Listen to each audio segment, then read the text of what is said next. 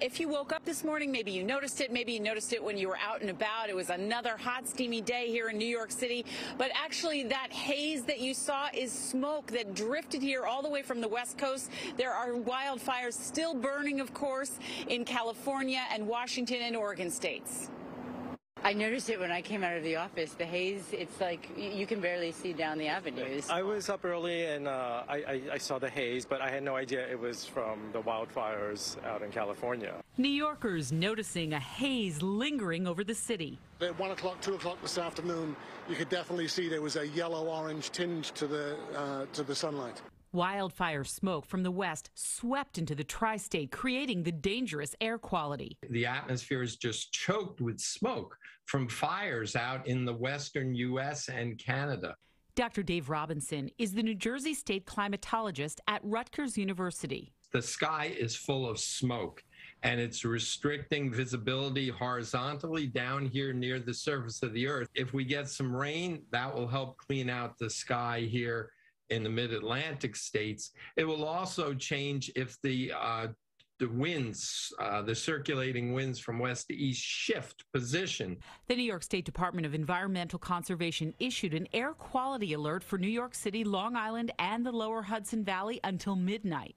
Hazy air can be dangerous, especially if you're elderly and/or if you have a lung condition like COPD. Dr. Robert Ambler is Dean and Professor of Public Health and Environmental Health Science at New York Medical College. He says air quality can make it difficult to breathe for those with lung conditions, and he suggests wearing a mask or staying indoors. For those people who like to exercise outdoors, these hazy days are not the healthiest days to exercise. The thick haze still sitting over Manhattan tonight, making it impossible to see the sunset.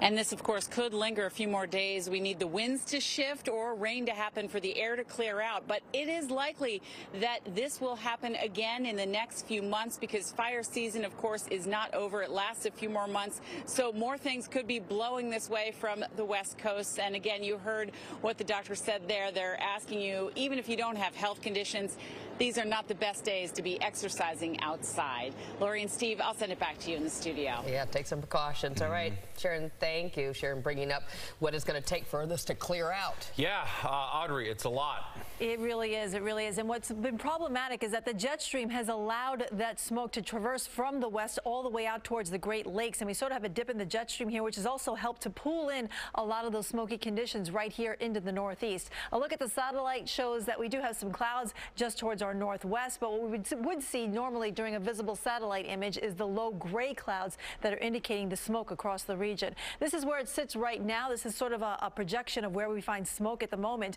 And we can see the highest concentration is located very close to us here in the Ohio Valley, heading right here into the northeast. So it looks like I think we'll have one more day where we may have to deal with some haze. And there is an air quality alert until 11 o'clock tonight, or actually until midnight tonight. But I think it will be reissued tomorrow as the smoke will continue to linger across the tri-state area. The good news is we are expecting a cold front to push everything out of here as we go into Thursday. But along that front, there is the potential for some strong to severe thunderstorms. Right now we're dry across the immediate region, but just edging its way here into the screen, we can see we have a line of strong storms working through the central part of the state. So you'll likely hear a couple of rumbles of thunder, especially in the Hudson Valley during the overnight hours, because some of these will be holding together as they work their way downstate. Now, the Storms Prediction Center, or actually the National Weather Service, does have a severe thunderstorm watch in areas just north of us in the Hudson Valley here, but we do have the Storms Prediction Center putting us under a marginal risk of severe weather for tomorrow in the areas in yellow here. This is where we could see the potential for damaging winds, some strong downpours, as well as the possibility of some small hail as we go into the afternoon hours tomorrow. Most likely, it appears that some of those storms will actually start to move in the early afternoon, probably just around lunchtime tomorrow, and they will linger until the dinner time hour. Temperatures will be kept at bay because of the rain as well as the smoke. It'll keep temperatures down just a bit as it did today, and we'll let you know when everything will clear out, and it looks to be really nice once it does.